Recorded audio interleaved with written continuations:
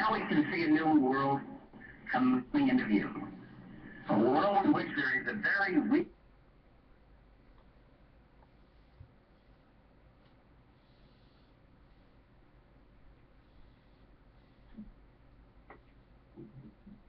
Oops, hang on a second, folks. We just lost a connection. And we'll see if we can get that back here. I've still got you, don't I, Lori? Yeah, you still have me. Okay, I may have lost you here. Hang on a minute. Let me get the Blog Talk Radio back up.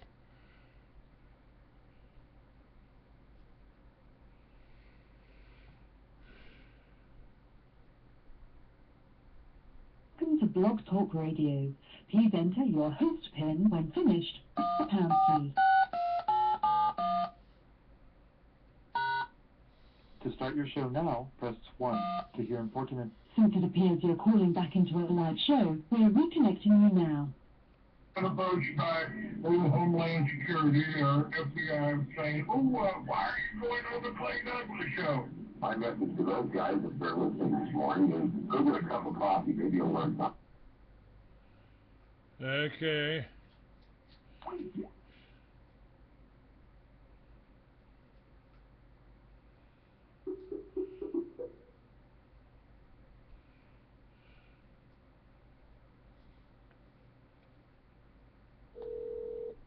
Welcome to Blog Talk Radio. Please enter your host PIN when finished. Gotcha. All right. I'm here. Okay. To start your show now, press 1. To hear important instructions, press 2. Since it appears as you're calling back into a live show, we're reconnecting you now. Every time I think about the damage this and that, the anger wells inside me till I'm almost overcome. Well, you know what, folks? I'm going to redo that intro. We've been disconnected on Skype 3 times now. My guest today is Lori Holton. She's been on my show before under another name, and I won't go into that right now. I try to protect my guests, and obviously somebody somewhere doesn't want you to hear the information that she's got here. Let's see if we can replay this intro while I warm up my coffee. Lori, you with me? Now we can see a new world coming into view. Yeah, I'm here. Okay. A world in which there is a very real prospect of a new world order. The new world order does not mean surrendering our national sovereignty or forfeiting our interests.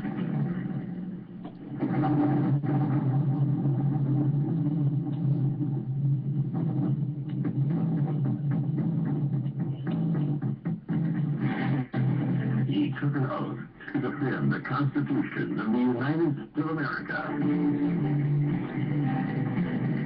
By some, he's been called controversial.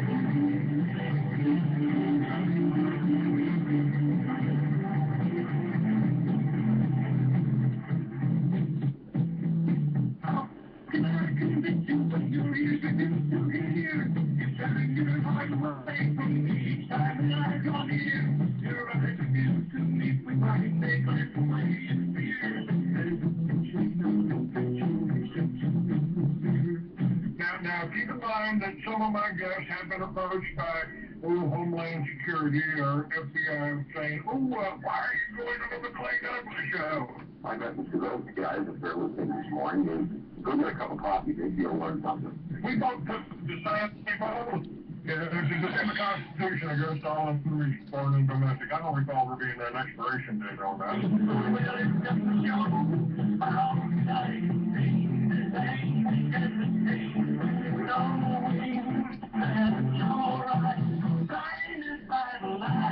He is the free American, Clay Douglas.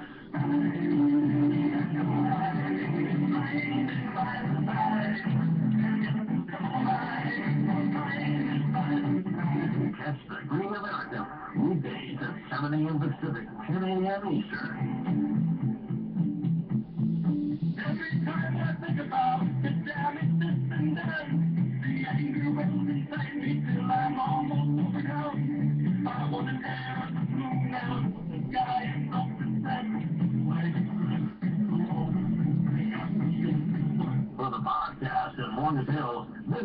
www.freeamerican.com or catch the podcast by phone by calling 832-999-8621.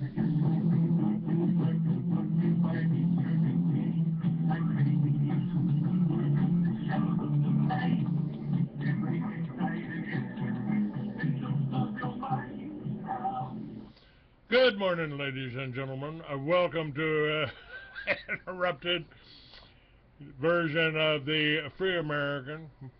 My guest is Lori Holton. Hello, Lori. You still with me, dear? Good morning, sir. Yeah, I'm still here. All right. I'm happy to have you on my show again.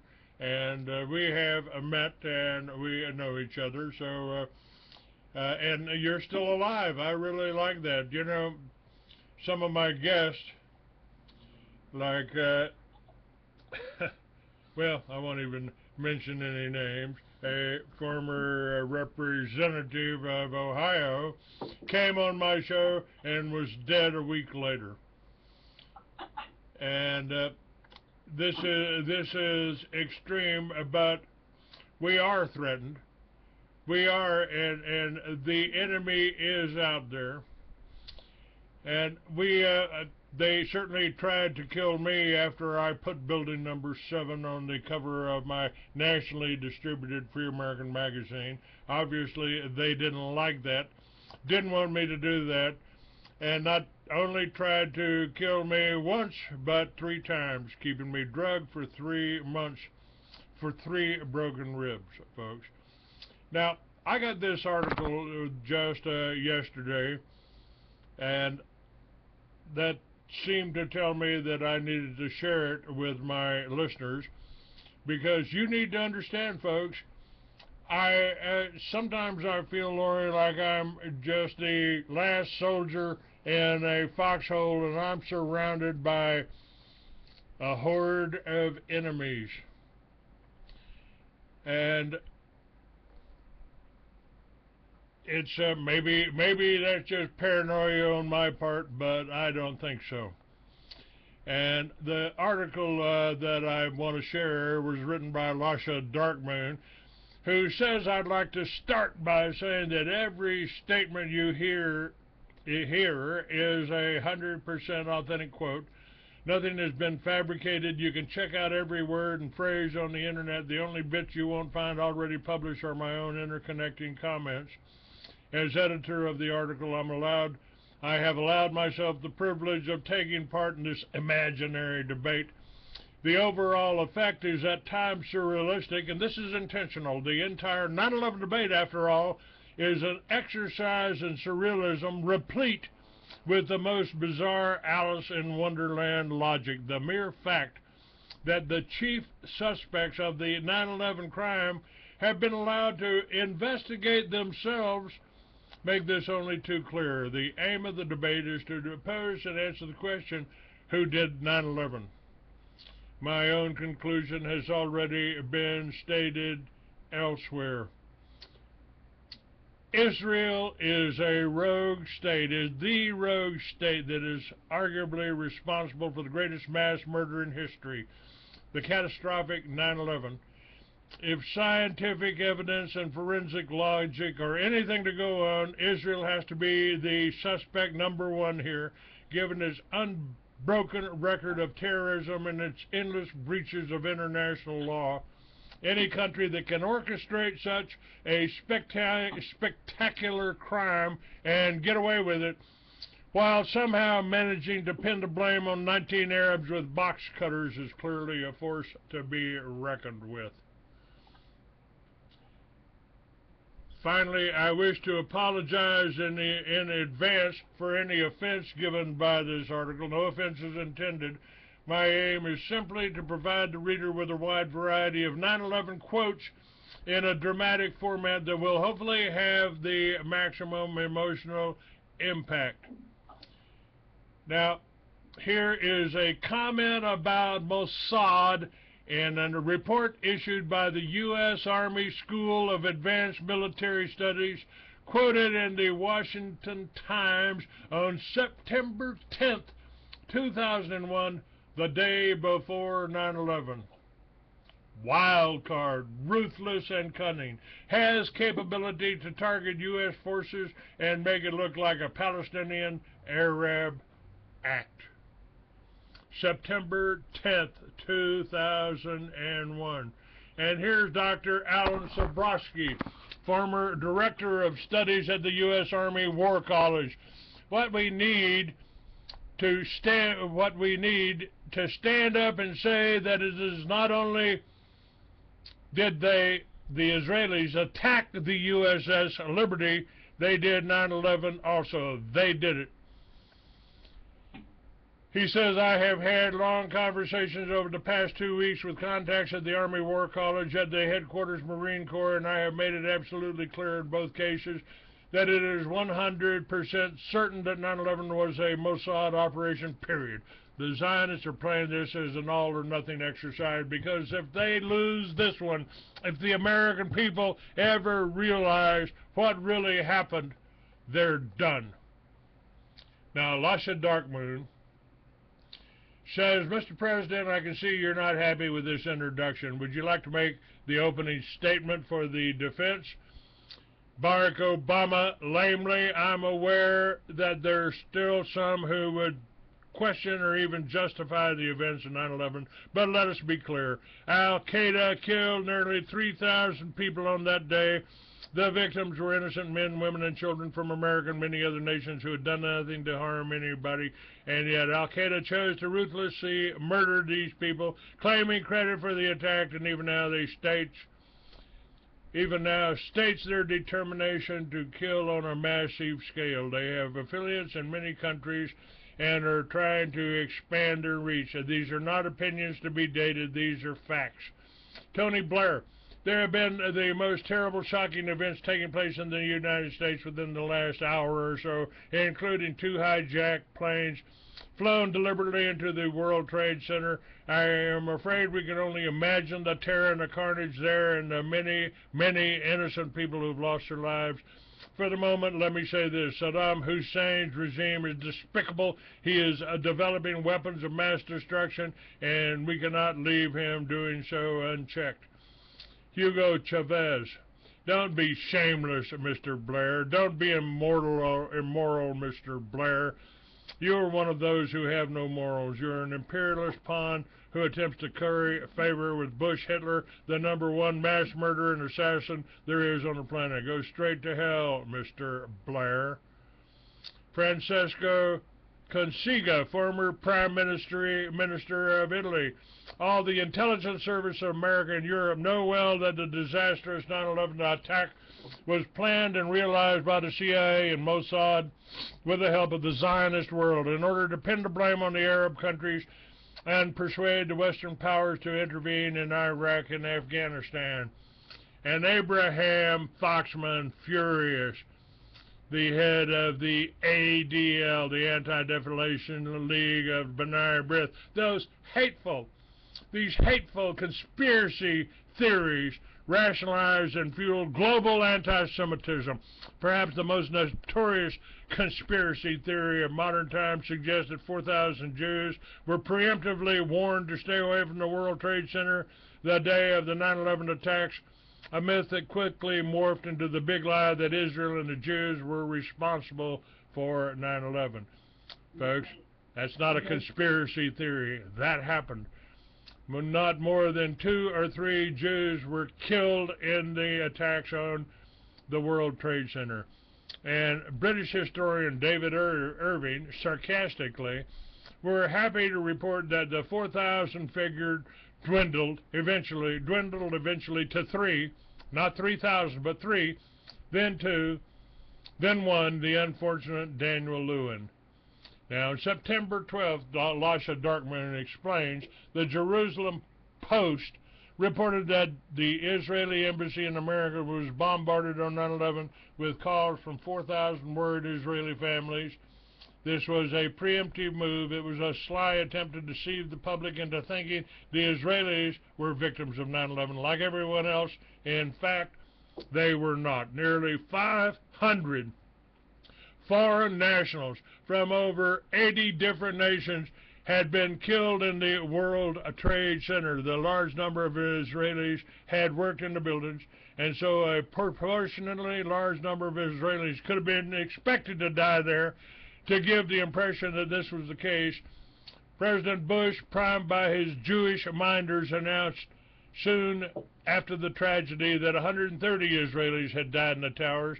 To his subsequent embarrassment, 129 of those Israelis were found to be alive and well. The number of Israelis who died in the Twin Towers turned out to be ridiculously small. In defiance of the law of averages, only one man, and he was a chance visitor who happened to be passing by.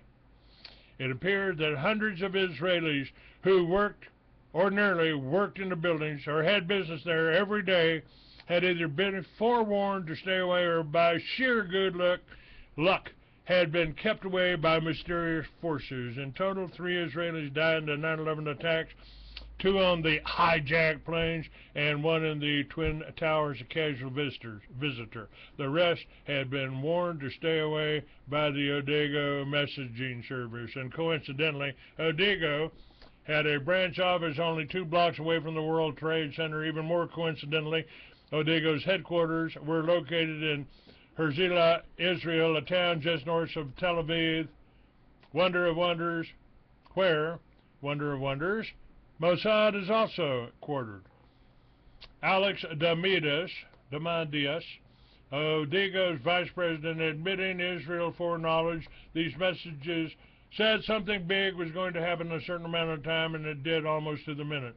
Well, there you have it. A frank admission that Odego, an Israeli company located a mere stone's throw away from the Mossad in a little town near Tel Aviv, knew that 9/11 was going to happen and warned Jews to stay away. There were many lucky Jews that morning. Consider this, an Israeli-run company called Zim Israel Navigational, the 9th largest shipping company in the world, had 200 employees working in the North Tower. 1 week before 9/11, Zim moved out of his World Trade Center offices with his 200 workers, and they were so keen to get out quickly, they were ready to pay a $50,000 fine for breaking their lease. Then there was Lucky Larry Silverstein, owner or lessor of the World Trade Center buildings. He too had a miraculous escape. Every morning, faithful as clockwork, Lucky Larry would enjoy breakfast at the Windows on the World restaurant atop the North Tower. His daughter Lisa would show up for breakfast too, a regular feature. On the morning of 9/11, both father and daughter found excuses for staying away. Lucky Larry discovered he had a dermatologist appointment. Daughter Lisa was caught up in a convenient traffic jam. Lucky Larry had a son. He too was expected in the building that morning. Like his sister Lisa, he too had the extraordinary good luck to be caught in a traffic jam in a different part of the city. Truly, God was smiling on his chosen people that morning. And keep in mind, just months before 9/11, the World Trade Center's lease was privatized and sold to Larry Silverstein. Silverstein took out an insurance plan that fortuitously covered terrorism. After 9/11, Silverstein took the insurance company to court, claiming he should be paid double because there were 2 attacks. Silverstein won and was awarded $4,550,000,000. I'm going to hold it right there, and I would like to get your comments here, my dear Lori.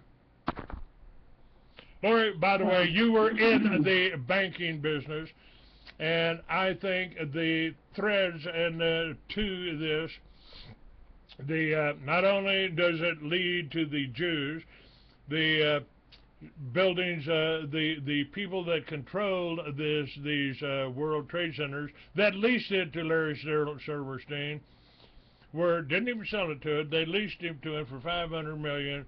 They were also Jewish, and they also controlled the Port Authority of New York. So, Well, go ahead, dear. I think you know, I've discussed 9/11 before to break the economy of the United States.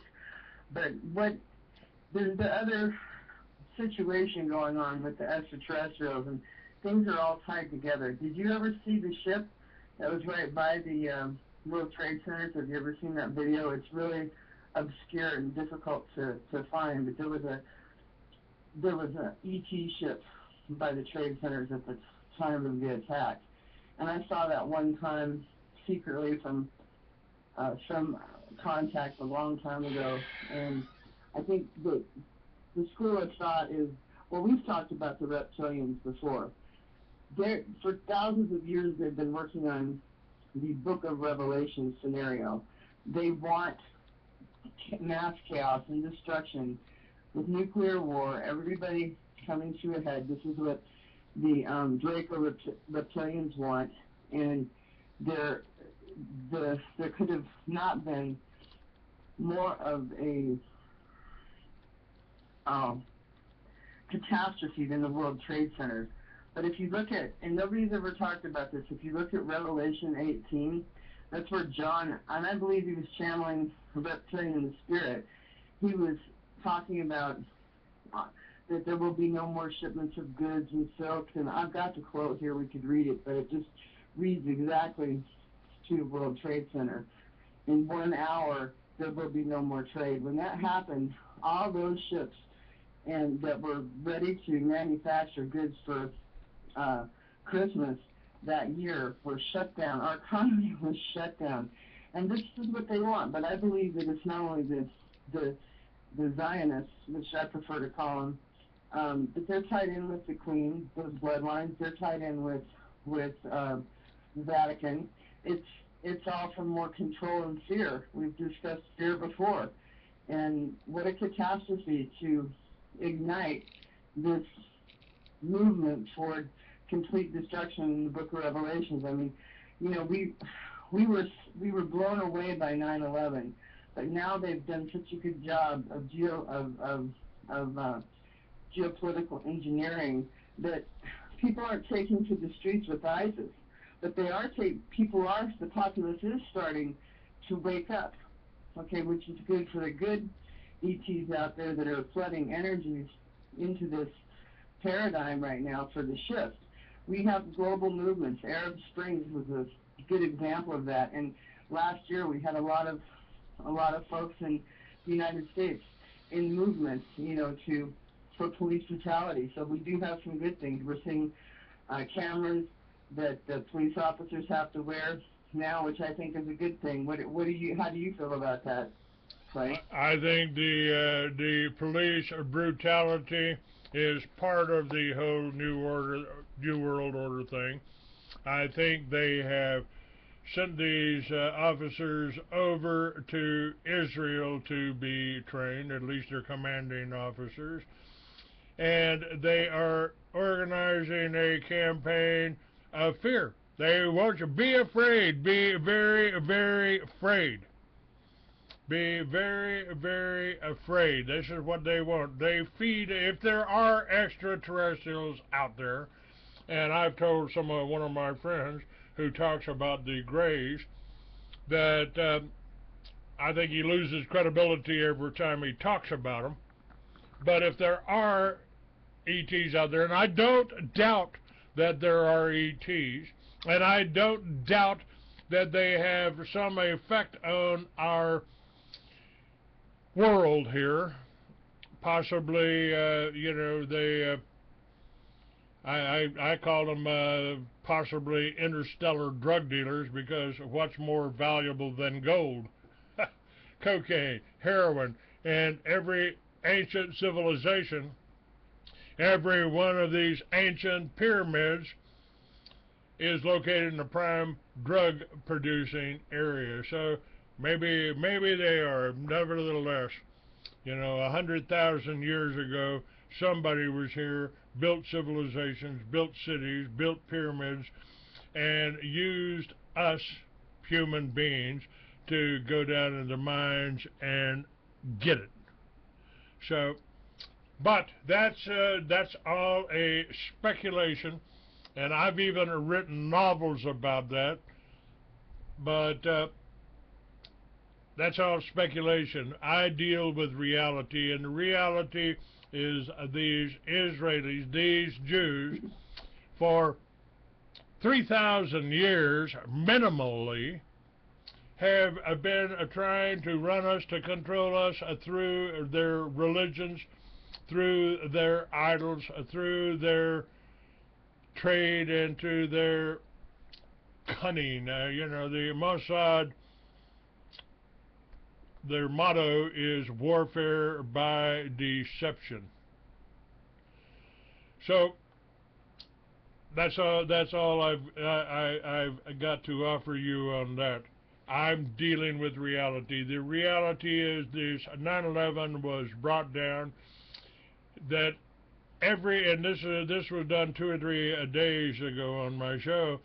Every presidential candidate, including Trump, and I like some of the things that Trump has said, but his daughter has adopted Judaism, and so I believe Trump is working for the Jews. He might get to be president. After all, he is a billionaire. He's got the money.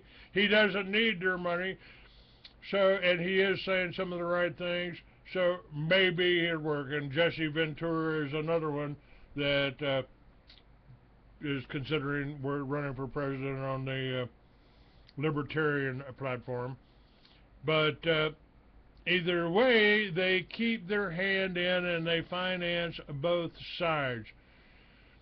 And what I've been looking at recently for the last few days is the connection and statements of some of the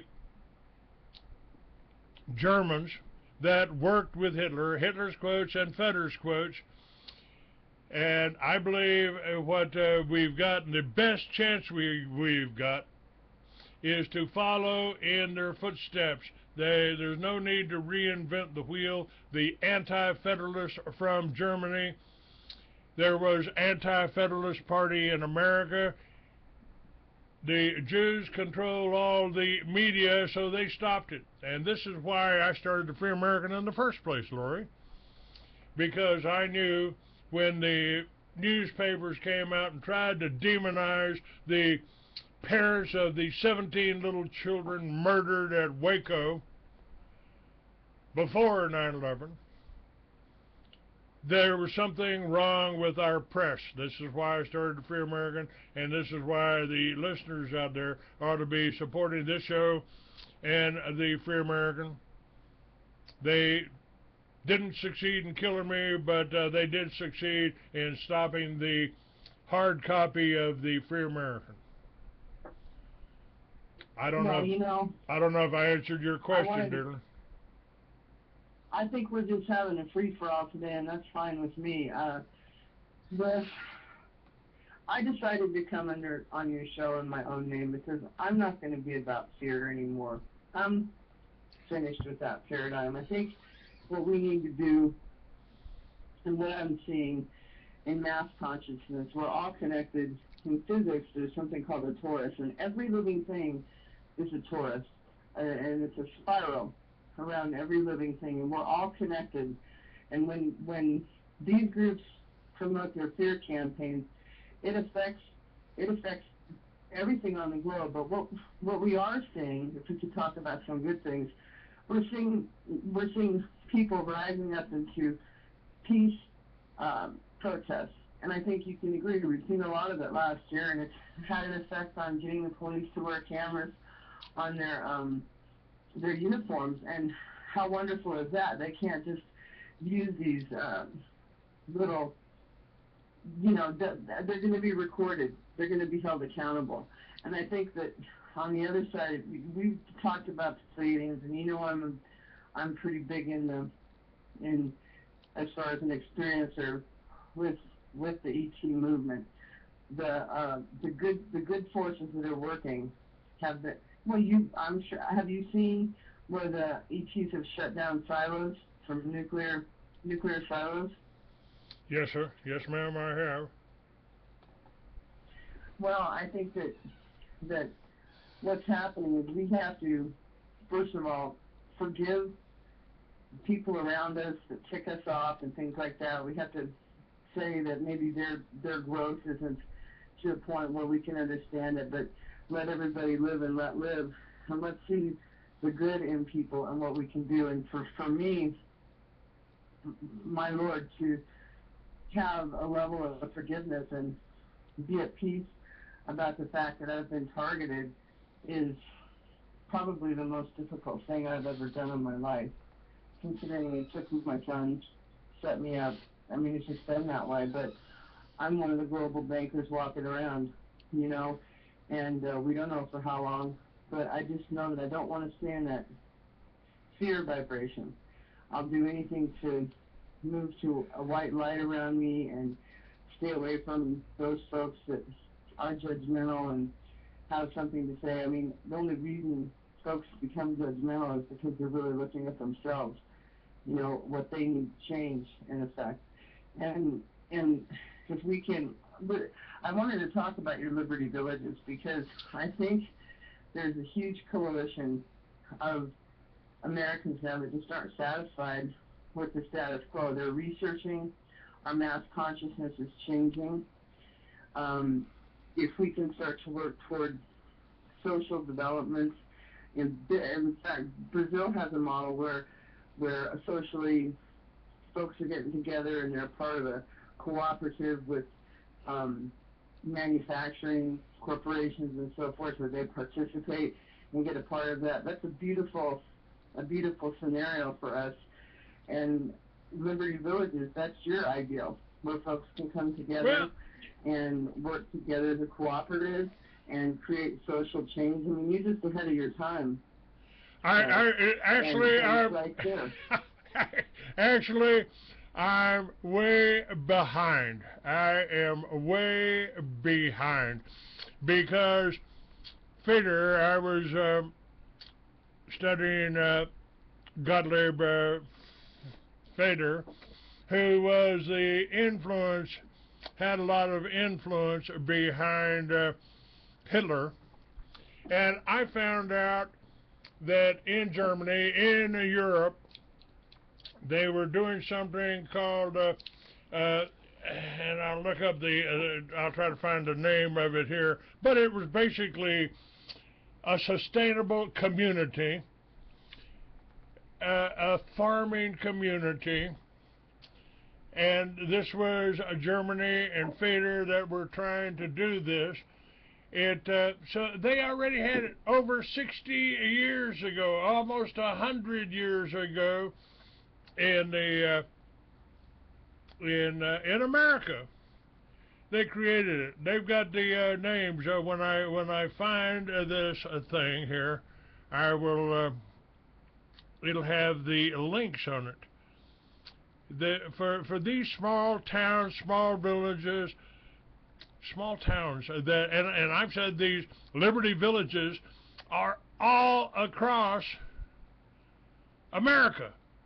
Small town America is here. They're here right now, and it's so I'm not ahead of my time. I am just pointing out what they tried to do at the turn of the century. What they tried to do in Germany. And the Liberty Village, there were some problems, probably a lot of problems, because they don't want you to do that. They don't want you to create these sustainable, self-sufficient communities. And I just spoke yesterday with Richard Kelly Hoskins, who said that the foundation of every civilization was the self-sufficient family farm. Now, he's approaching 90 years old, or over 90 years old. And this movement that I'm talking about was called the Garden City Movement. and it's a method of urban planning that was initiated in 1898 by Sir Ebenezer Howard in the United Kingdom. Garden cities were intended to be planned, self-contained communities surrounded by green belts containing proportionate areas of residence, industry, and agriculture. Inspired by the utopian novel Looking Backward and Henry George's work, Progress and Poverty, Howard published his book Tomorrow, A Peaceful Plan to Real Reform in 1898. Now, Lori, I've told people that, you know, with Tesla and others here, we really had everything we needed for 100 years. But the Jews moved in, the globalists moved in, and they destroyed us. Henry Morgan, J.P. Morgan, destroyed Tesla and kept his plan for free energy out there, away from the public. Now, these garden cities, the idealized garden city was housed 32,000 people on a site of 6,000 acres, planned in a concentric pattern with open spaces, public parks, and 6 radial boulevards, 120 foot wide, extending from the center. The garden city would be self-sufficient, and when it reached full population, another garden city would be developed nearby. Howard envisioned a cluster of several garden cities as satellites of a central city of 250,000 linked by road and rail. And we could do that today with electric cars. This Howard's Tomorrow, A Peaceful Path to Real Reform, sold enough copies to result in the second edition, Garden Cities of Tomorrow. The success provided him the support necessary to pursue the chance to bring his vision into reality. This is what I need, support to bring the whole concept of Liberty Villages. And I want to house Liberty Villages. I want to use veterans to do the work and protect and develop the Liberty Villages. One of the problems is, well, we can't build the housing. Well, Indians lived in teepees for years. We've still got hemp in Colorado. We can make hempcrete and build little hemp dome homes that'll withstand any kind of hurricane, tornadoes, or whatever. We've really got the ability to do that, and you build these little hempcrete houses, dome homes with solar along the top. We don't have to have, if you're just working for one home here, you don't have to have all of these giant friggin' windmills that we've got down here in Texas. Somebody's making a lot of money out of it, but it ain't doing the individual any good. This is my vision for Liberty Villages. Sorry, you got me started, dear. No, I wanted to get you started because I think when we talk about 9/11, I think what happened was, you know, everything is a duality. You know, you've heard this in the metaphysical movement, but it's true. But when everybody was in fear and shock over 9/11, shock is the one thing that these Draco reptilians, they want. You know, because they feed us fear, and I call them the Kabbalists, the Zionists, you know, those that worship in this pyramid system, you know, they wanted fear so that the whole groups of people together, when we talk about quantum physics, we're all connected, okay? Yes. And we were all connected in that fear vibration. We all thought World War III was starting. It was this beginning of this total book of Revelation destruction that's talked about in the Revelation chapter 18. And what has happened as the video, and if you ever go see movies, they're always kill, kill, kill. I mean, on television, there are more people murdered on TV shows exotically, constantly. You know, so we're so desensitized now compared to back in back when we had the television of 9/11, and we didn't have the amount of variety that we have now. So we're also desensitized. We've now, they're in a point, individuals are isolated. You know what I mean? Isolated with their cell phones, isolated with having conversations. Our younger generation doesn't read anymore, and they're out of work and they're lost. I don't even know what generation do they call it. I lost count when it was Generation Z, you know. And I look at this and I say, but let's look at the flip side. Let's look at the other side of it. Now, let me stop you for just a second, because you're absolutely right about that. And this is part of the fear. Somebody in the chat room made mention of the Cold War. The Cold War was a false flag. They be afraid. Oh, the Russians are coming. The Russians are coming. The movies highlighted that. Now the movies are highlighting the Muslims are coming. The Muslims are coming. And there's some truth to that. The show I did yesterday, middle half, the middle third of the show, is about 14,000 years of Muslim murders going after Christians, taking white slaves for their harems, and murdering Muslims, murdering Christians, murdering more Muslims, murdering Hindus, murdering Buddhists. So there again, who's behind the Muslim? Probably the same people that had us fearing the Russians, fear us hating the Russians. The Russians should have been our allies. But the Bolsheviks took over Russia and used them as our enemy. So they created a war climate, and it's the same people in Hollywood, the same people that planned 9/11, that are want us to go to war without really having a clear concept of who our enemies are. And the answer is not war, folks. The answer is being creative, building something, creating. You're absolutely right, Clay. When we get into our creative energy, you know, we dispel a lot of paralyzation that we have from the mass control, and also turn off the television set. Mind control. The television, they don't call it programming for nothing.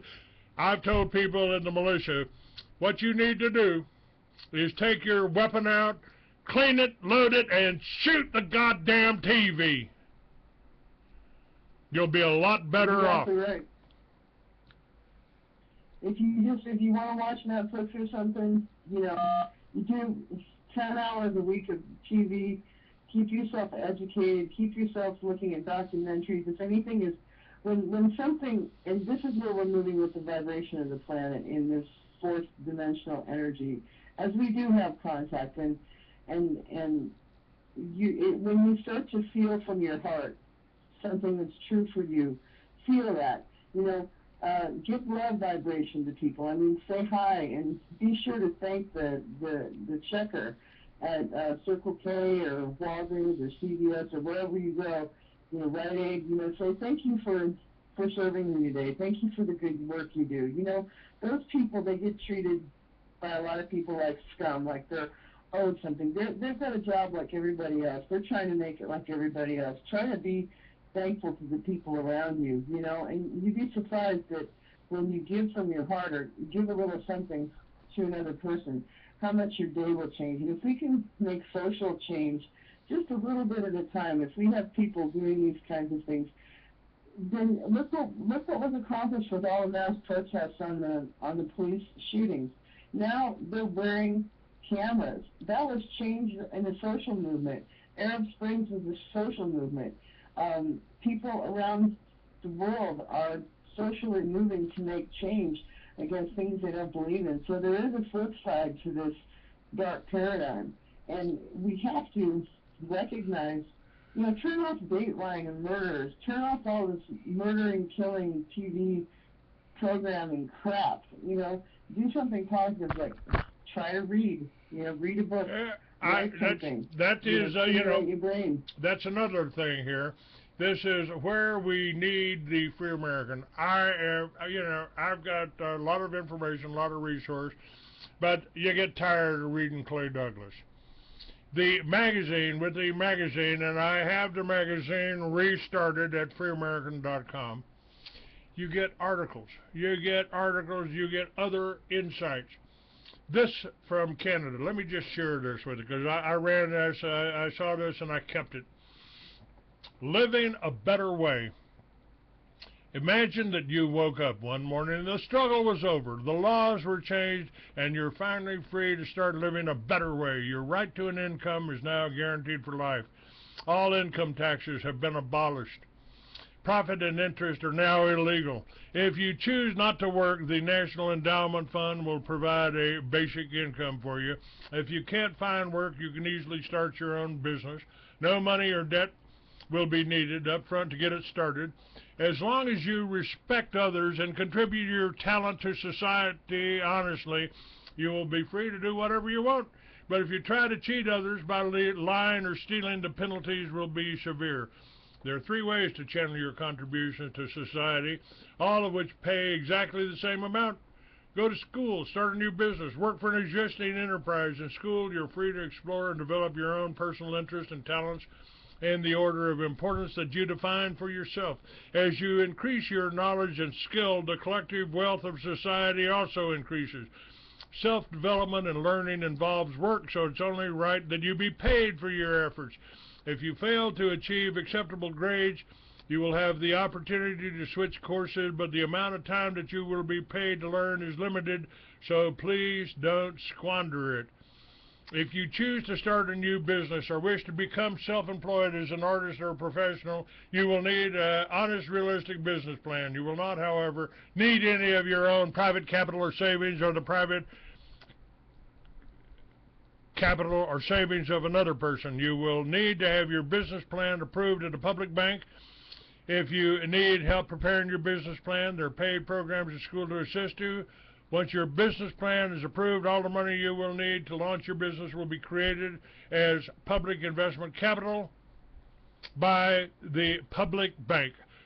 Public investment capital is a form of self-extinguishing, interest-free credit that is only made available to enable new productivity. And it is similar to what we used to call loans, except the borrower will not be responsible for paying back the credits himself. Instead, the borrower's credits are reduced automatically when the goods or services that he provides are sold or consumed in the marketplace. Sales extinguish production credits automatically. Once the borrower has produced what he promised he would in his business plan, his credit obligations are fulfilled and he is free to borrow again for new production or expansions. If, however, his actual sales do not match his projections, a review of his business plan may be required before additional credit is made available to him. If you choose to start a new business, you'll still have to compete with other businesses for a share of the market. If after a reasonable point of time and a review of your business plan, your services or products continue not to sell, you have to seek employment elsewhere. This example illustrates how a credit bank system of public investment capital works and how government taxation is applied to retail prices. To help clarify things, imagine for a moment that all of the goods producers of goods and services in the economy have merged into 3 large companies. Goods Incorporated produces finished goods, Services Inc. provides services, B2B Inc. sell production input, raw materials, sales, service, etc.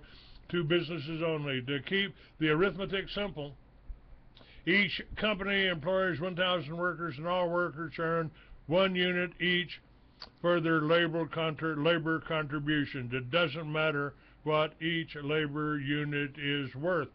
This from monetaryreform.com. The point is, there are answers out there if you get away from the banking model that is set up. And this is what Feder talked about in Germany. He influenced Hitler enough to end up starting the whole anti-federalist party, which the Jews decided to name it the Nazi Party after their own name, Ashkenazi Jews. Lori? What was that site? What was that site? MonetaryReform.com. And that's that particular thing I was reading was / Living Better HTM. Well, I like it because, again, it's talking about a cooperative. So the best way that we are going to be able to counter the attacks is to become social animals. You know that old line, it takes a village to raise a child? I've said that's the only thing Hillary Clinton ever said that's worthwhile. I think she did that before she killed Vince Foster. But, Lori, they have succeeded in silencing me for a long time. They isolated me. I'm isolated right now. I can't move. I can't go anywhere. Hey guys, I wanna say something. Hey guys, listen to me. We're trying to get Clay back to Arizona, so if you guys could be a little bit generous, I think he would be appreciative of that. And we don't need him isolated. One of the things that I know that you said that there were a couple of guests you're not having on your show anymore. You're able to see through so much, and the reason that you haven't made it to the flying top in the conspiracy world is because of your truth. You call them out. You call out exactly who the enemy is. And I've told you, I worked with the Zionists. I've been targeted. But I've recreated myself as an artist, and I just want to be that, just to do my work and to enjoy my life the best that I can. Yeah. And I've had to learn to put away the hell and damnation that they put me through, because I don't want it to control me. Whenever I let someone else's intentions or what someone else has done to me control me, and I get angry, I feel like that the enemy has won, and they're gonna get theirs. They're gonna get theirs. Karma's a bitch, baby. I had a lady that helped me, lived right here in Big Spring, and she was approached before we actually ever met. She was approached by the guys in suits. Why are you? Do you know Clay Douglas? Are you what are you doing? Why are you talking to him? And it's quite possible that she's been influenced by these psychotronic weapons that they sometimes put on people to cause them to hear voices, to cause them to have aberrant behavior. Now, yeah, I've seen the show. Go ahead. I've seen a show on that. It's real. It's very real. It's very real, and it masquerades as other things. You can't get it analyzed by a doctor. You can't get a pill to fix it. They'll give you plenty of pills, but it doesn't help. Now, it would take me almost $1,000 to get my fifth wheel moved and to get a RV spot where I could do it. Now, I had an RV park in Cleburne, Texas. It had Wi-Fi, and Lori, they cut off the Wi-Fi entirely to the whole RV park. So why did they say they did that? I mean, we had somehow there was a cable broke. There was a cable broke, but I stayed there for I believe that. Yeah, I stayed there for almost 2 weeks, and the cable never got fixed. And so I came to Big Spring. I'm trying to get my license back. I'm trying to, but I again, I'm not in my fifth wheel. I don't have access. I don't have a driver's license. It takes money to do that. I'm still trying to do that. And So you can't ride your bike? no. How did all that come about? Just nobody supporting your show? No, the Tucson, or a town, it wasn't necessarily Tucson, a court in Tucson wanted to charge me $1,600 for not having a insurance.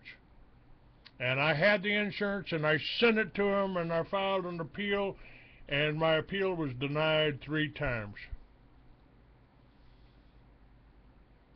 That sounds like a setup. Well, certainly a setup.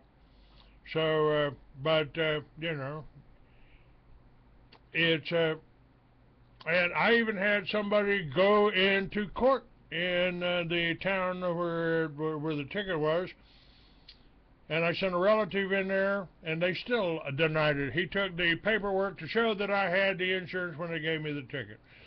So this is, again, you're talking about an influence here that's simply beyond probability. They are scared to death of me. I've been talking about Fitter, I've been talking about Hitler, and I'm not programmed here. Hitler wasn't the bad guy. The German people loved him, and he tried to do the right thing. It was the Jews that demonized him. They even got to some of my friends. Some of my friends, well, you're promoting Hitler.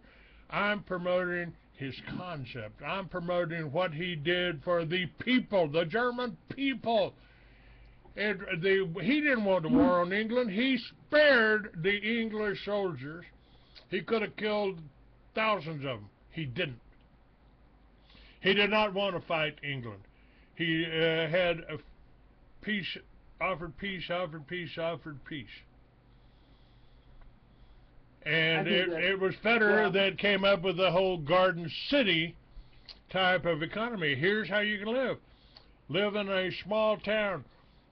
Work with your neighbors. And how often have I told you, folks, that the whole Liberty Village, you could do it in your city block. One city block used to be, those homes were built on a farm.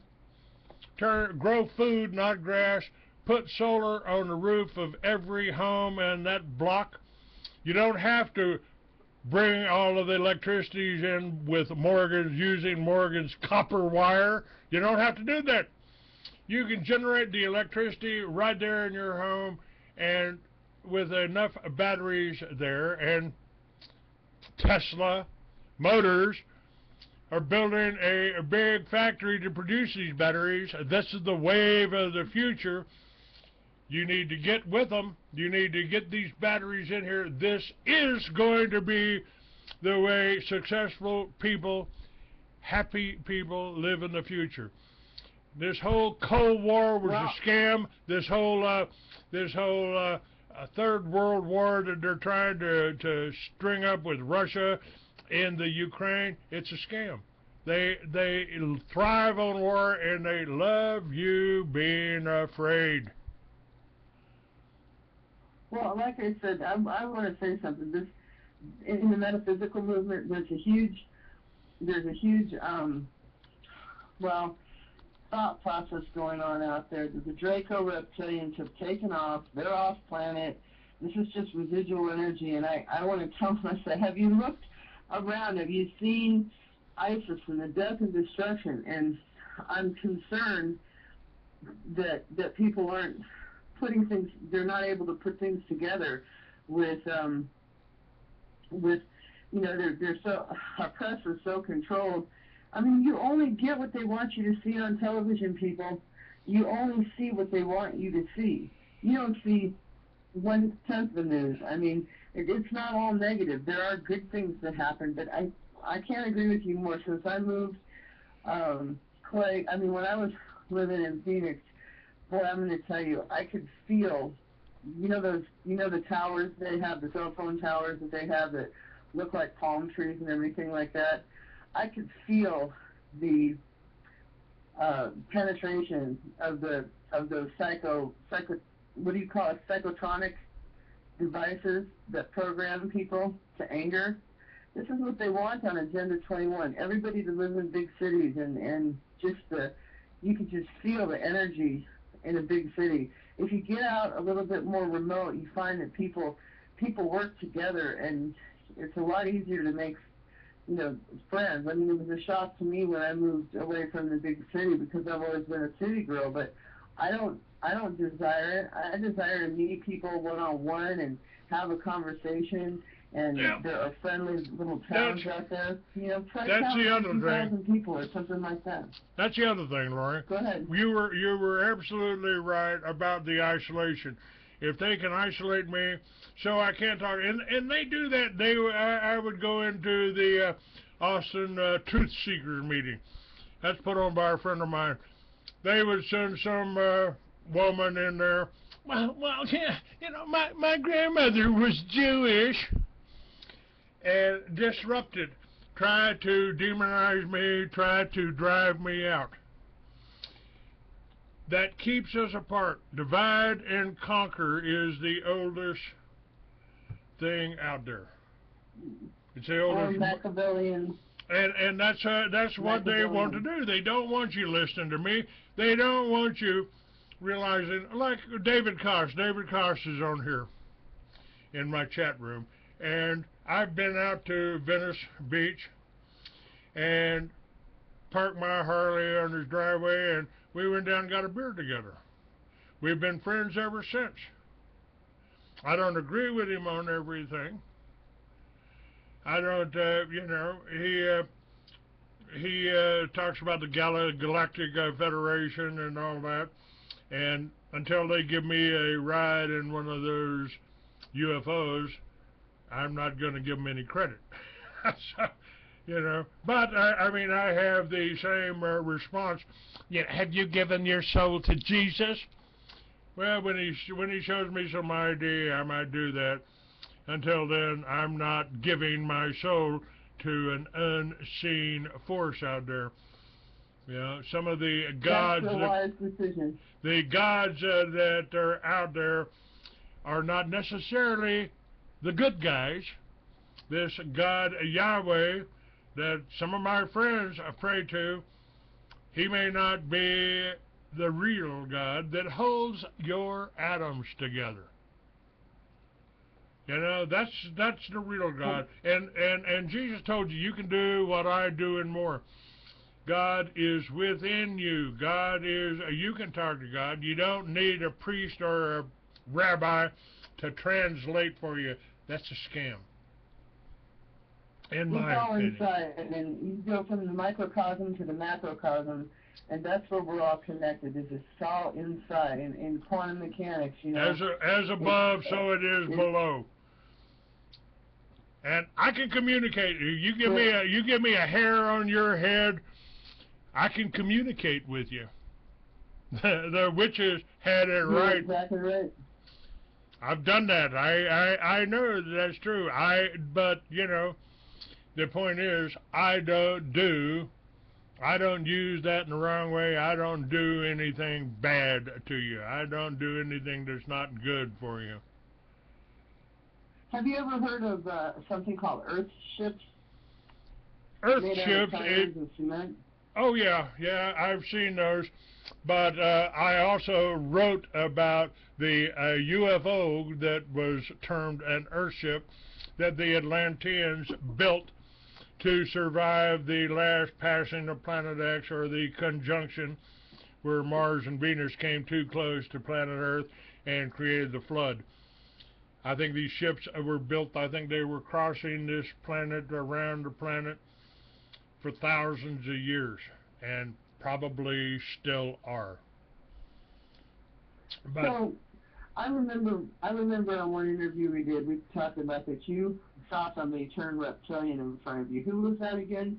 You were at a conference? and you got on an elevator and you saw somebody shapeshift in front of you? Yeah, that was Dr. Lynn Horowitz. It was like being. Right, okay, right. It was like being in a movie, American Werewolf in Paris. His hair receded, his jaw jutted, and since I have died a few times, I don't fear that, and I wasn't afraid of him, and that infuriated me. Again, they want you to be afraid. They want you to be afraid. Now, what he was, whether he was reptilian or whether he was something else, I don't know, because the elevator came to the his floor, and he got off, and I've never seen him again. He got mad at you for something, and that's what, and his anger. Yeah, he was. Yeah, he was. I don't even remember exactly what he was mad about, but he was telling people not to buy my videos or anything like that, and he came to me and I told him, I want to talk to you after this. Why are you doing this? And my sons were sitting with me, and he came into the bar at the hotel in San Jose, and he was cussing and raising hell with me. And I walked up to him in the lobby. He was standing in the lobby, and I walked up to him, stuck my finger in his chest, said, I don't appreciate you using that kind of language in front of my children, and turned around and walked off. And he followed me and got in the elevator with me and did his little shape-shifting act.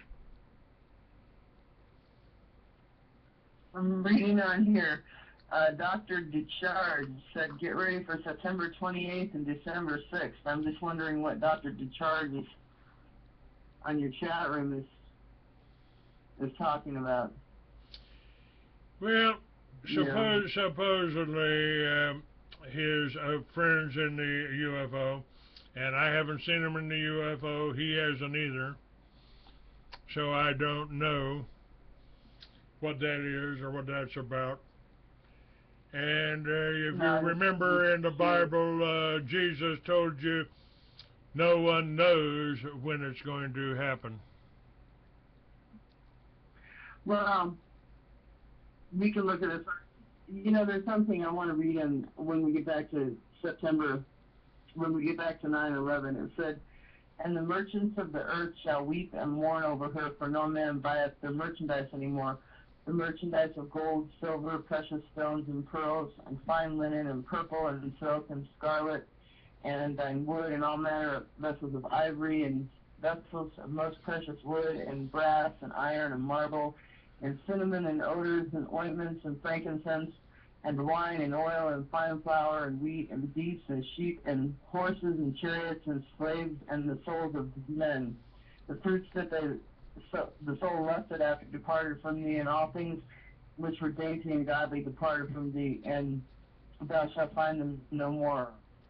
And it says, the merchants of these things which were made rich by her, which is meaning Babylon, shall stand afar off for fear of her torment and weeping. And then it goes on to say, and everything was destroyed within 1 hour. And they cried when they saw the smoke of her burning, saying, what city is like unto the great city? To me, it says, and they cast dust on their heads, weeping and wailing, saying, alas, alas, the great city wherein were made rich all that had ships by the sea, by reason of her costliness. For in 1 hour she's made desolate. That sounds like 9/11 to me, and you'll never hear a preacher preach about it. But I just feel like these are trained to just following. They've had plenty of time, the Dracos, to work on their plan for thousands of years, and they want this nuclear war. They want this damn nuclear war. They want to see destruction. Right. Don't do you know all the signs leading to it? Do you know who? Go ahead.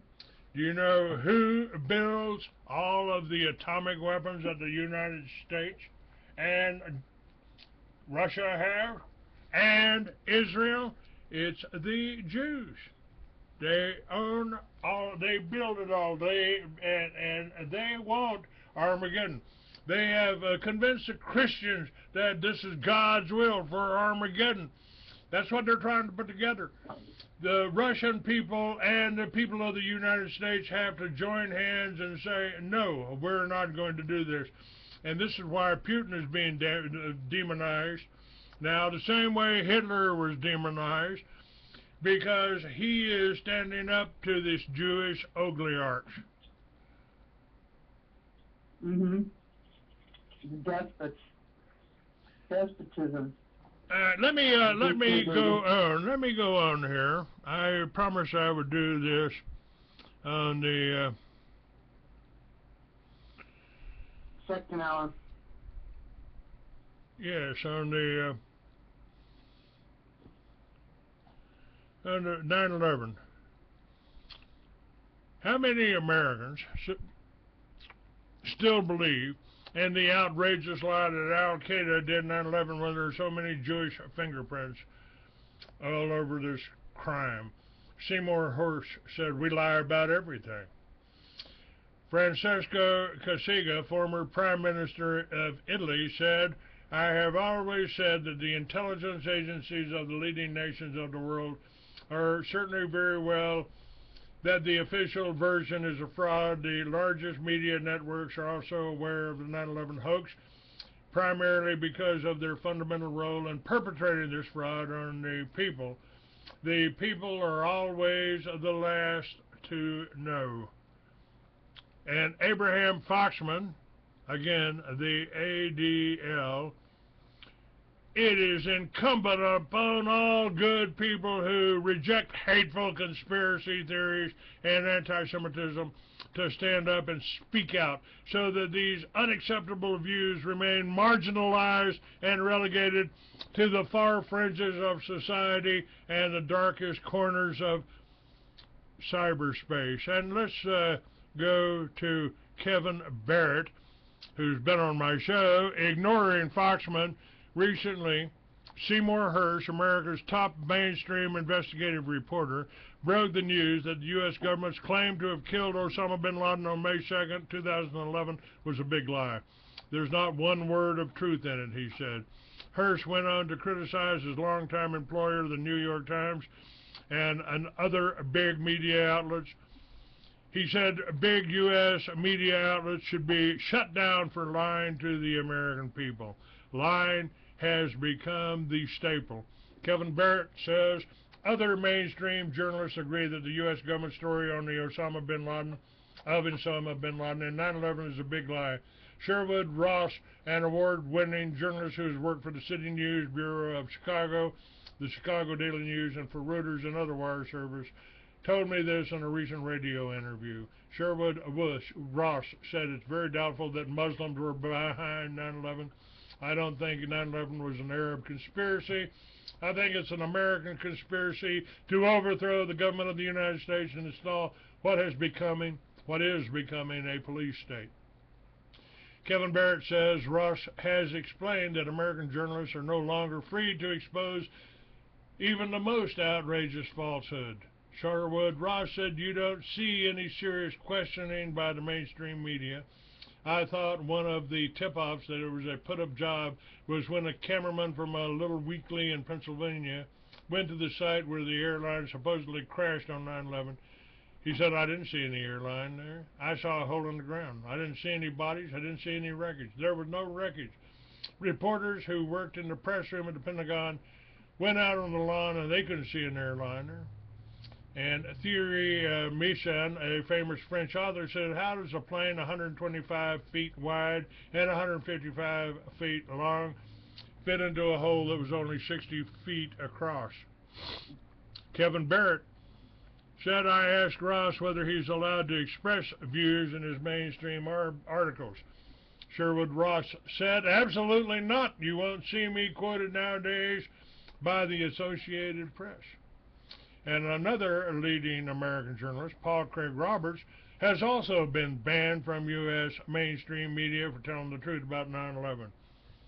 Paul Craig Roberts, grimly, now seen universally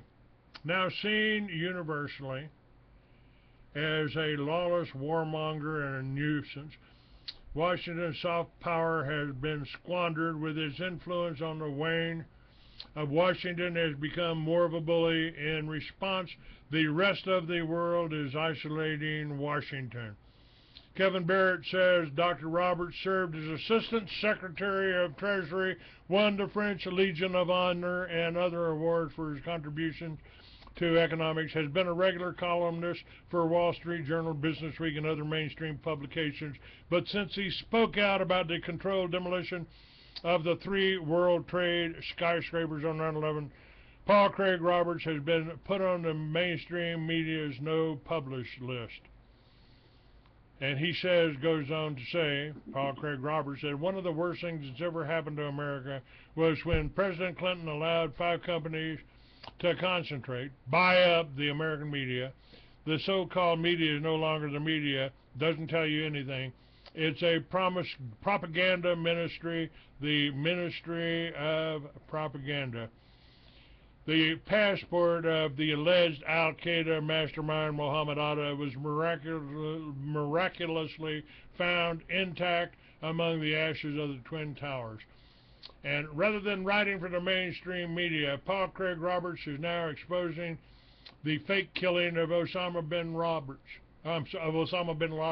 Paul Craig Roberts says the neo-conservatives who advocated America's hegemony over the world called for a new Pearl Harbor that would allow them to launch wars of conquest. No evidence exists that supports the government's 9/11 theory. It's unnecessary for me to report the voluminous evidence that conclusively proves that the official story is a lie. You can read it for yourself. It's available online. You can read what the architects and engineers of 9/11 Truth have to say. You can read the scientist reports. Lasha Darkmoon says more than 200 senior military intelligence and law enforcement officials, including 2 generals, have now questioned the 9/11 Commission's report.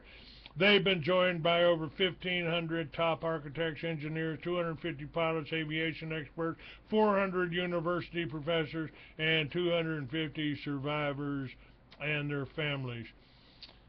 Barrett says don't bother reading the mainstream media. As Seymour Hersh, Sherwood Ross, Paul Craig Roberts, and a rapidly growing number of ordinary Americans realize the mainstream media's motto is we lie about everything. And here's a quote from Osama bin Laden.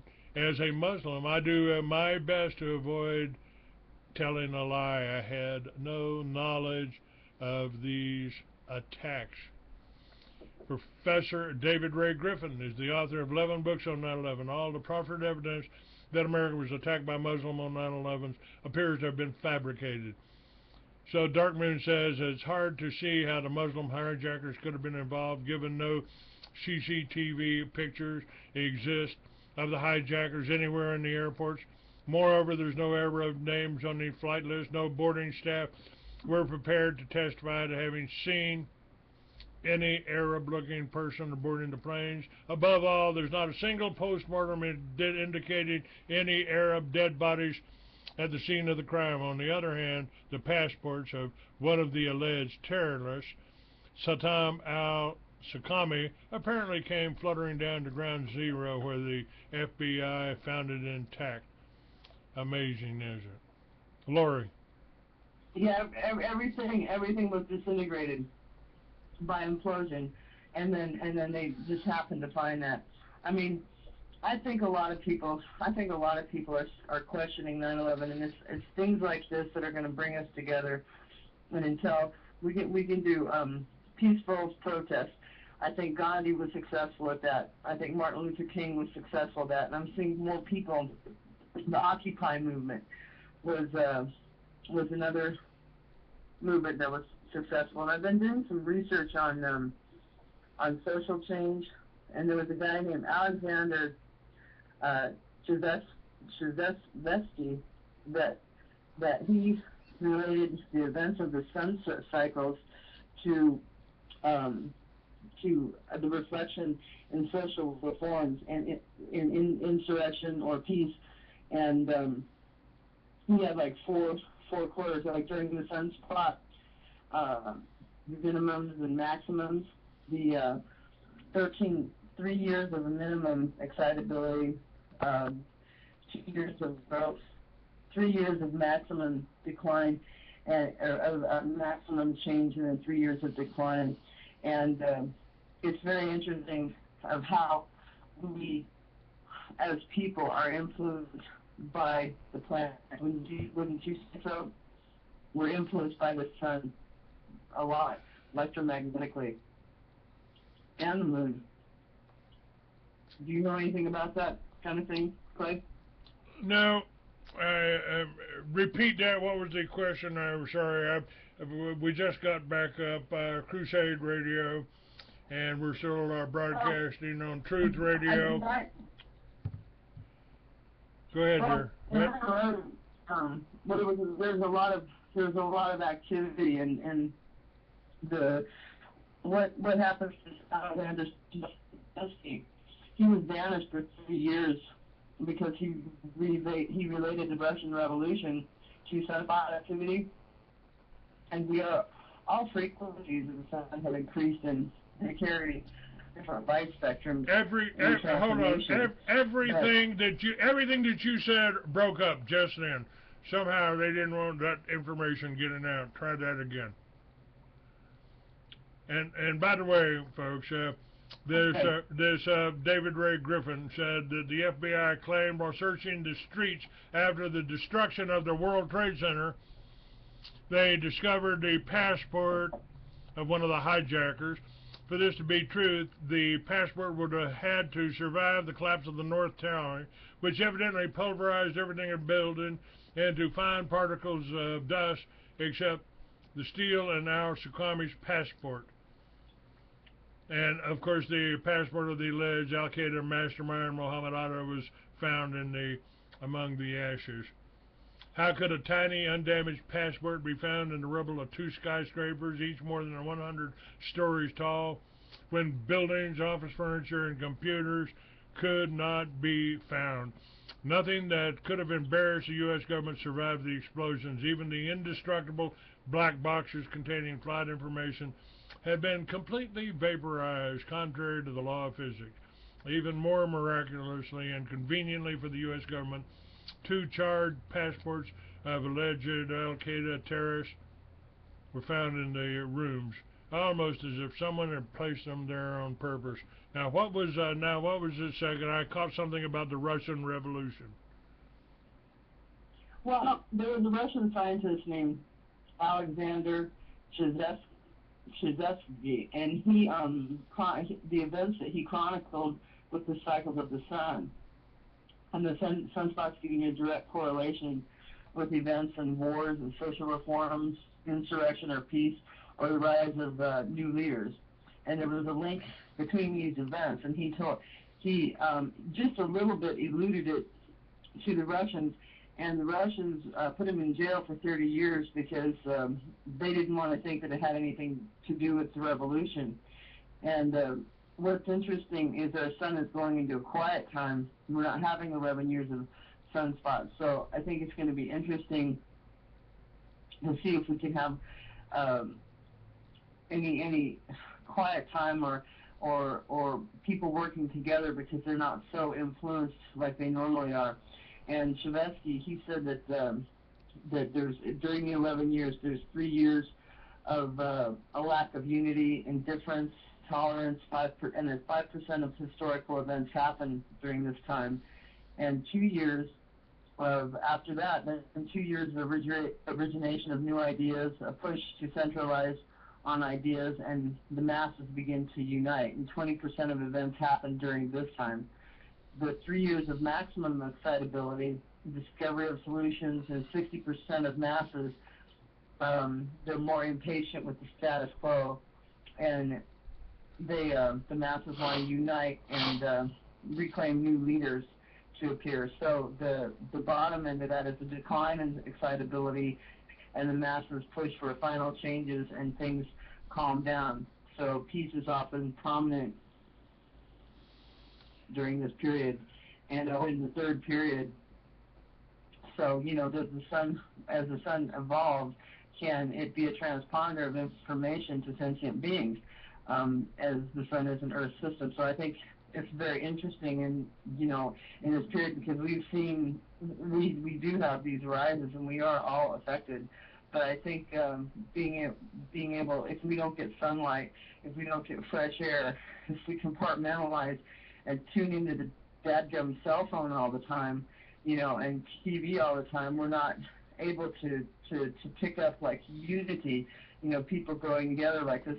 I think it's a huge social change that cops have to wear cameras, and I'm seeing that. So we're in an interesting time. I'd like to research more of his stuff, but he's a very interesting guy, Well, the whole Russian Revolution, Alexander Solzhenitsyn he got a Nobel Prize after they released him from prison. And Christopher Boland said that the FBI investigation of the events of 9/11 was being managed by Michael Chertoff, the Assistant Attorney General, who was the U.S. official who was supposed to collect the evidence, find the guilty parties, and prosecute them. Under Chertoff, however, an Israeli-American dual national, there was no 9/11 investigation and no prosecution. In the end, there was not a single trial for any of the families who lost loved ones in 9/11. The U.S. District Judge who oversaw the 9/11 litigation was Alvin K. Hellerstorm, a dedicated Zionist in New York, whose son lives in an illegal Israeli settlement in the occupied West Bank. If a crime like 9/11 is not properly investigated and prosecuted, you can be sure there's something to hide. And biologist Richard Dawkins fatuously said bin Laden has won after a jar of honey belonging to him was confiscated by airport security. And Osama bin Laden said, what is this? Is it not that there exists a government within the government in the United States? That secret government must be asked as to who carried out the attacks. I've already said we are not hostile to the United States. We are against the U.S. government system, which makes other nations slaves of the United States. The system is totally in control of the American Jews, whose first priority is Israel, not the United States. It is clear that the American people are themselves the slaves of the Jews and forced to live according to the principles and laws laid down by the Jews, and they kill people to silence them. That's right, and the control of Christianity in this country in support of the Jewish state is abhorrent, because until we learn that we're all one, it's like not I am an individual. It's like we are humanity. We need to stick together. We need to quit pointing fingers. Oh, let's protect them, but let's who cares about murdering the Palestinians? We are the next, the Americans, Lori, are the next Palestinians. What they're doing with this whole police state, with the police murdering women, shooting into cars that contain children, this is the whole Zionist Jewish way of dealing with. They kill people to silence them. And Kevin Barrett says, one of the leading scientists challenging the U.S. government's version of 9/11, Dr. Crockett Greb, has gone on record charging 9/11 cover-up forces with a series of murders and attempted murders, including the attempts on his own life. It was two Israeli companies, Amdocs and Converse, that got the contract to tap our phones in 2004. That story broke in New York Times, April of 2004. In May 2004, May 20th, I called home and asked my son, where do you need me to go next, son? Where are you, Dad? I'm on the north side of Phoenix, the Sacred Skin Tattoo Parlor. Go down 24th Street to McDowell, turn left, go to the wheel shop. It's right there. 2 blocks before I got to McDowell, I was hit. I was rushed to the hospital. obviously still conscious. They said, man, he fought us all the way. Didn't want to get on the stretcher, didn't want to get in the ambulance. They got me into the hospital and kept me drugged for 3 months. When that failed to kill me, the guys in the black suit showed up. Hi, Clay, how you doing? You been hallucinating? You can thank us for that. Yeah, who are you? Well, we're CIA. My ass. They were Mossad or they were ADL.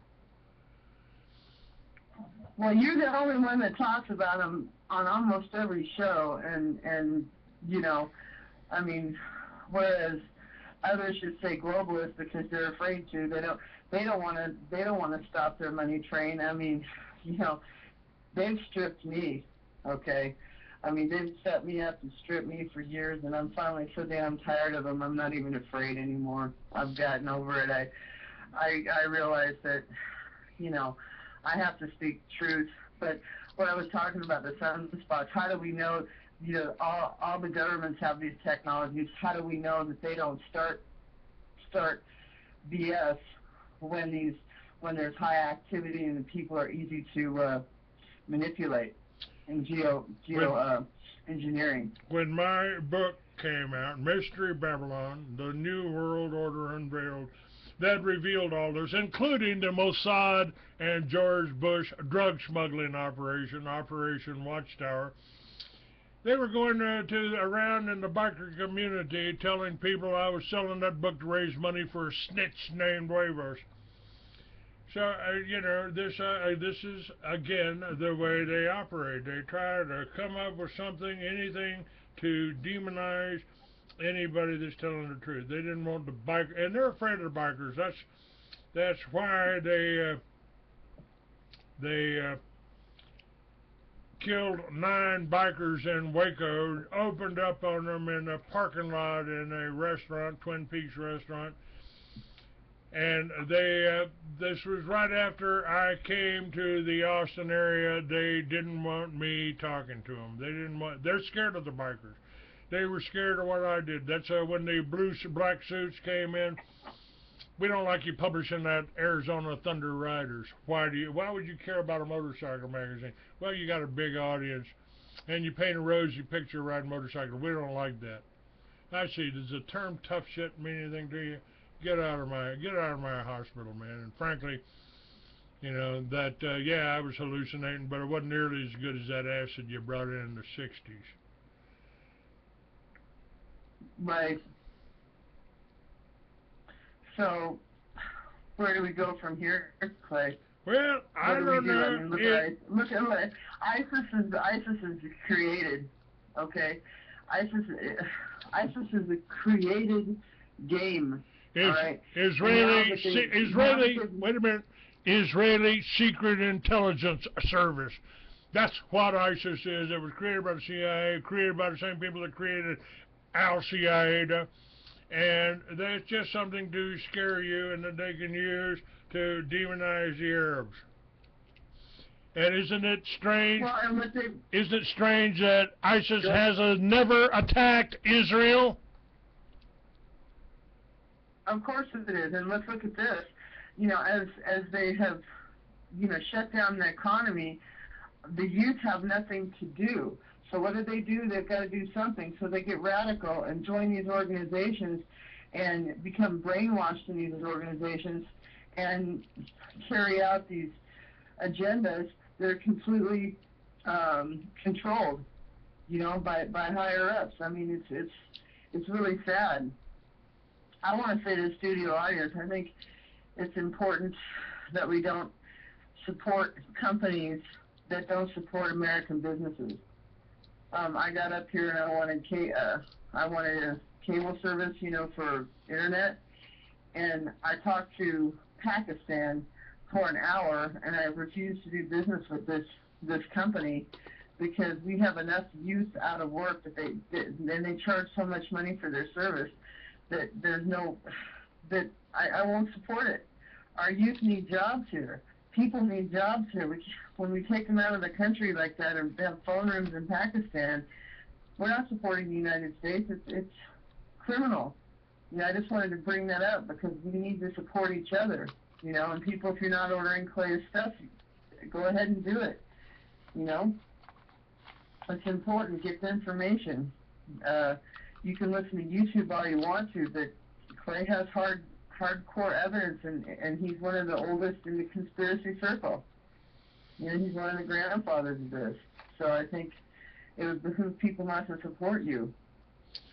Well, they should. I agree. Of course, I agree with that. But you know, folks, it's really vital. I mean, if they silence me, you don't have anyone out there telling you the truth. Alex Jones is Jewish. He will not talk about the Jews. He will not talk about them. Period. But he's supported by the Jews, and I've said that's the one thing that I almost admire the Jews for. They always take care of their own. They don't allow anybody, any of their people, to go down. They support, they communicate, and you know, they've taken over your churches. Your cornerstone of your churches is probably dedicated to a worshipful master of the Masonic Lodge. And these, if you refer to yourself as a Judeo-Christian, you might as well say, I'm a satanic Christian, because that's what Jesus told you, for God's sakes. Beware the Jews who say they're Jews, but are not. They are of the synagogue of Satan. So, if you're supporting the Jews, you're buying into this. Well, let's send some money to Israel. They need that. They are a self-sufficient, and you're supporting a terrorist organization. Look at Senator Wellstone and his family. The senator asked too many awkward questions about 9/11. Soon he was dead, along with his wife and daughter, in a mysterious plane crash. Dr. Grabb's book, Anatomy of Mass Murder, discusses the suspicious death of 19 9/11 witnesses or truth seekers. Barry Jenkins, Beverly Eckhart, Kenneth Johansen, Christopher Landis, Paul Smith, Major General David Worley, Salvatore Prescotti, Deborah Paltry, Barbara Olson, Michael Doran, David Graham, Bertha Champagne, Nancy Hamilton, Susan Jovan, Perry, and Beth Ann Kunitz, Representative Dennis Kunitz's siblings, David Kelly, Persona Custodi, and Senator Paul Wellstone. And here's another. Dr. Crockett Grab said, when I opened my mailbox, I heard an engine start up and saw a car come around the curve very rapidly, about 100 to 200 feet away from me. My mailbox was full of mail. If I'd gotten the mail, that pickup, the way it was traveling, close to 60 miles an hour and coming straight at me, would have hit me. Folks, I am risking my life by doing this show. Now I'm asking for some help.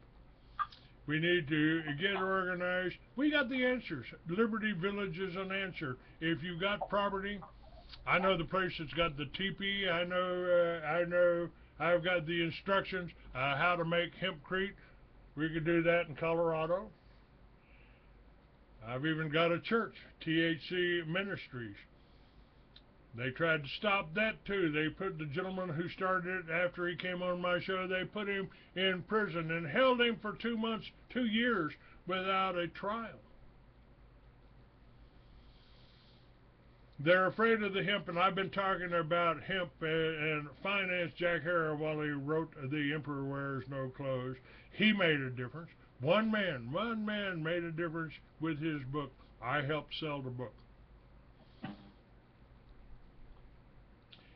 Jack used to tell me, hemp can save the world. If you were on a deserted island, if you were being sent to a deserted island, and you could only take one thing with you, what would you take? He said, what you should take is a marijuana seed, a hemp seed, because with that you would have food, shelter, clothing. It can all be created from that seed. The Bible told you about the plant of renown. That's hemp.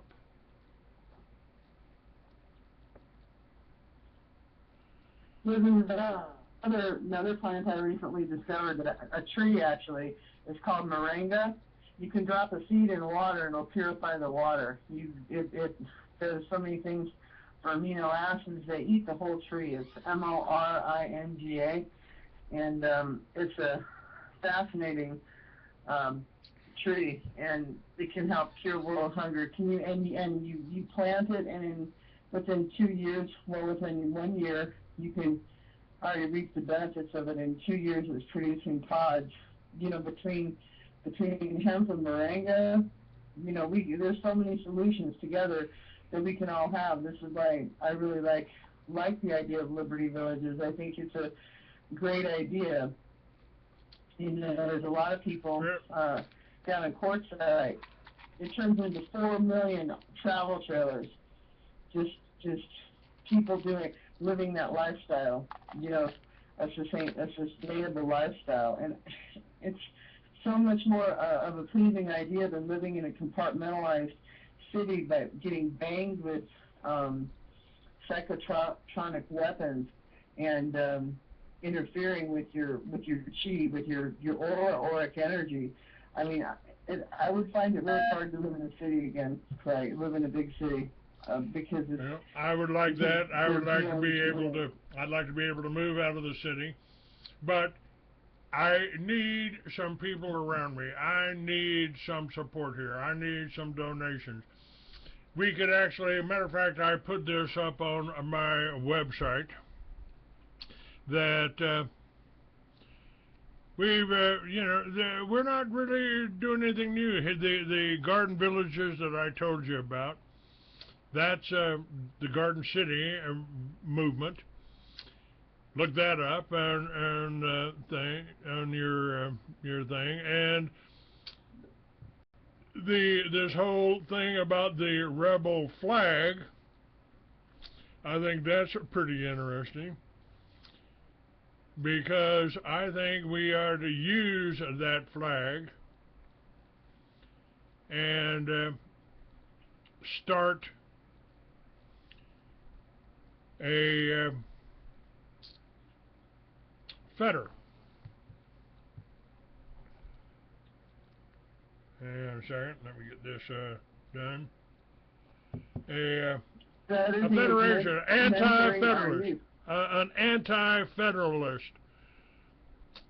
anti-federalist movement. The other thing is people, and mentoring youth, helping, like, we're starting a creative center. Well, we will talk about that tomorrow, because we have that. It's called the Little Red Schoolhouse and Timothy Bible College. I'll have Dr. Jake Wade on tomorrow, and we'll talk about that. This is, we've got the school, we've got the ability to do this, and you don't have to send your child to a public school system, a public school. You don't have to do that. You can send them to Timothy Bible College. They can get an education. And we can expand on this. This whole anti-federalist system is talking about the theft of interest from us. Theft of interest. We don't need that. We don't need this whole banking system. We need to fight that. We need to come against that. And we've got to get organized and support each other to do that. Well, Iceland did it. Iceland did a great job of it. And created a whole new banking system. I've got it on my You know face. about that. Tell us about it.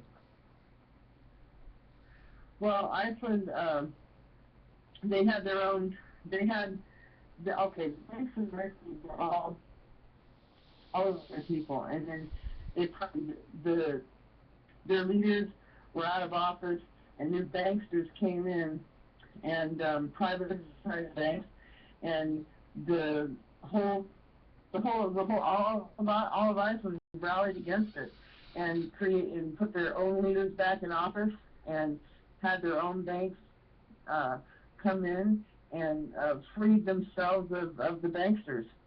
I mean, I think it was in 2000 that happened.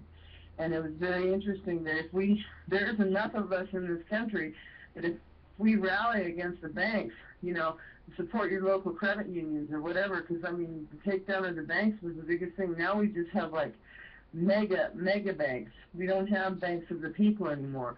But to get rid of the banking system, and the economy, I feel like it's going to collapse at some point. I don't know when, but we have to rally together. The problem is ignorance. People don't want things to change. It's called normalcy bias. They want to all rally in this fake paradigm, and they don't pay attention to what's around them. And we're on dangerous ground. The ground is trembling, and people don't feel it. They ignore it. I've got, like I said, desensitization. I've got up a quote from Gottfried Feder, who was Hitler's inspiration. I've got the Confederate flag up here, and I said above it, I intend to make this the next anti-federalist flag. The Free American Anti-Federalist Party, www.freeamerican.com. Make a donation, let's get the ball rolling. Feder's quote, the breaking of the interest slavery of productive work in all professional fields will grant it the primary position due to it. Money will once again be returned to its sole appropriate role of being a servant in the enormous enterprise of our national economy. It will become once again what it is, an indication of performed work, and therewith the way will be paved to a higher goal, the rejection of the frenzied financial greed of our age. 1940 something. This I mean, I find it... Go ahead, dear. I have to say this. I find it interesting that the Federal Reserve Bank lost its charter in December of 2013 and it's still going. How is that? I mean, how is that possible? Really? I'm astounded. It's a criminal organization. We know that, but it's astounding that there are enough people that know about it that could rally behind that. I mean, what was it? 42 states never ratified the Federal Reserve in the first place. And by the way, it should come as no surprise to you that John F. Kennedy was assassinated deliberately and exactly on November 22nd, 1963, the 53rd anniversary of the day the planner of the evil Federal Reserve first met in Hoboken, New Jersey in 1940. The Federal Reserve is an What? Go ahead. He created a $5 bill, and also, so did Lincoln create a greenback. They were both murdered for fighting a privatized bank. That's right. I carry that bill, that $5 bill, in my wallet. It is a United States note. It's got a red seal, not a green seal, and it was issued in 1963, and that traitor, Lyndon Baines Johnson, recalled all of that money as soon as he took over as president after the banksters or CIA or Mossad assassinated Kennedy. And my friend Galen Dougherty, whose name I never revealed before now, was sitting on the railroad bridge and saw the two men with their rifles shoot him from either end of the railroad bridge over Elm Avenue in Dallas. Folks, I've been at this for 50 years. I volunteered for Vietnam. I didn't go. It took me 50 years to get my veterans benefits. I'm still working on that. Still working on that, trying to get the pension I was promised after they tried to kill me the first time. They didn't. I signed up to become an officer, and I never got that because I scored too high on their test. I was really irate about that. I want to know why I didn't get my. I didn't get the OCS. I've never failed a test. The sergeant said, "You didn't fail a test. You scored so high on the test, they won't let you be an officer. You will question anyone with your IQ will question orders." Well, I'm still questioning orders. Now, I need your support. FreeAmerican.com is where you can do that. Shop.freeamerican.com is where you can get some of my books and videos. You can order them. The video I made 10 years ago is still accurate, and it tells you what Jade Helm is about. I knew 10 years ago. I filmed the first Homeland Security meeting. We're in for a long war. It may go longer than the Cold War. Folks, this, you know, sometimes I feel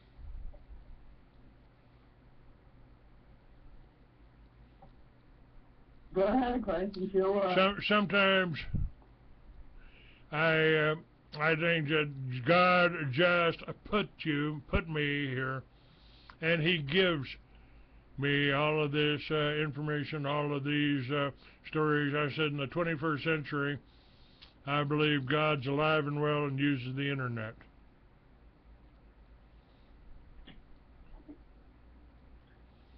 So, where do we go from here? Well, it's in their hands. It's in the audience's hands now. If you want to do something, you know, if you want to support me, I'm here. I'm here. I want people to support Clay. He is a good guy, and he's doing the right thing as an American, and we've all got to support each other, and I believe that we've all got to come hand in hand, not necessarily singing Kumbaya, but it sure as hell would be a lot better than locking and loading your head in your cell phone and not looking at your neighbor or not seeing around you who needs help or who needs a smile that day and who needs community. We all really need community. And if you have family, be grateful for the family that you have. Find the good things in life. I challenge you, when you're going to a Circle K or you're going to a 7-Eleven or wherever, thank the person behind the counter for the good work they do. Thank the nurse. Thank all the people for what they do for you every day. And if you can spread that, that's spreading love. And if we can spread love and care about one another, we have a fighting chance. But when we don't care about one another and we get into our ego and it's all about us, we don't have a chance. And that's really what I'm trying to say. That's a message I'm trying to get across. And if I could say anything that the ETs on the good side would say, that would be it. It's simple. Command your reality. Listen to your intuition. Go with your heart. Go with your gut. Don't go with your mind that's going to question everything. Go with what you feel, you know, and know it's truth. And step into your truth and forgive, okay? Because as you forgive, you will be forgiven. And then you can lock yourself out of this negative energy, from this negative energy. That's what I have to say, Clay. Well, I think you're right. I mean, you know what the definition of love is? That's your level of vibrational energy. And if you reach out to help someone, you care. It's really a matter of caring about other people. I don't do this show for self-aggrandization. I don't do it to, make myself look good. I do it to bring information to you, to the people out there, so you can get involved and make this a better world. Now, just yesterday, I did a story about a doctor, and I'm not a big fan of doctors, but a doctor that discovered that this substance that the human body creates, this substance can cure autism. I have a friend whose daughter has autism, and it's created by the vaccines. And this doctor was killed. They shot him in the chest and they dumped his body in a river in Georgia. There's been about 6 doctors killed. You need to listen to yesterday's show. The first part of it is I about... listened to that show. Yes. What was that thing that they... What was the cure for autism? What was that called? It's let me see if I got that down.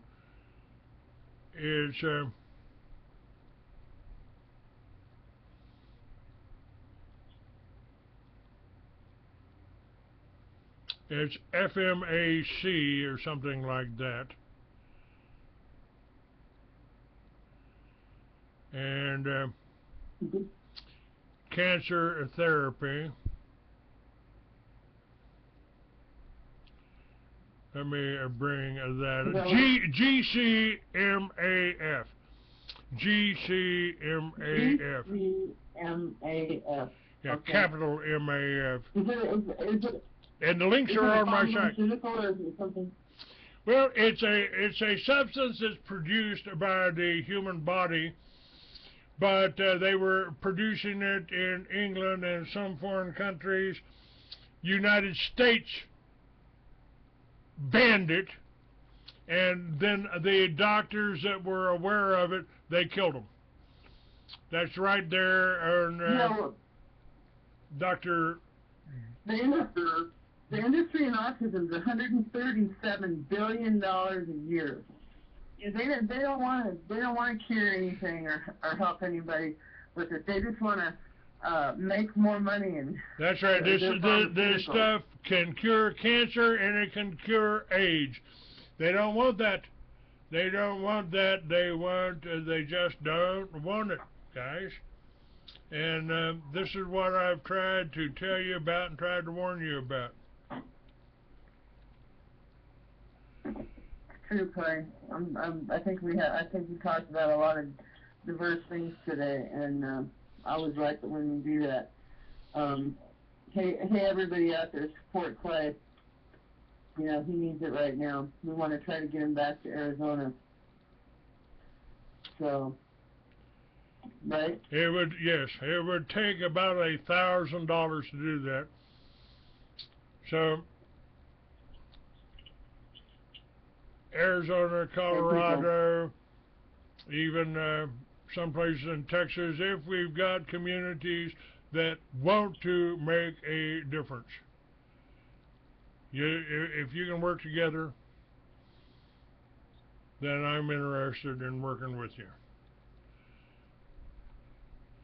All right, we're out of time. God bless you all. Lori, thank you for being with me. I appreciate your work, and we're going to be looking at, well, a lot of different things. Got Dr. Jake Wade tomorrow. We will talk about Timothy Bible College and how things can be done a little differently. Okay. Clay, you have a nice day. You too. And thank you for listening, folks. Okay. Bye-bye. God bless you. Bye-bye. Bye-bye.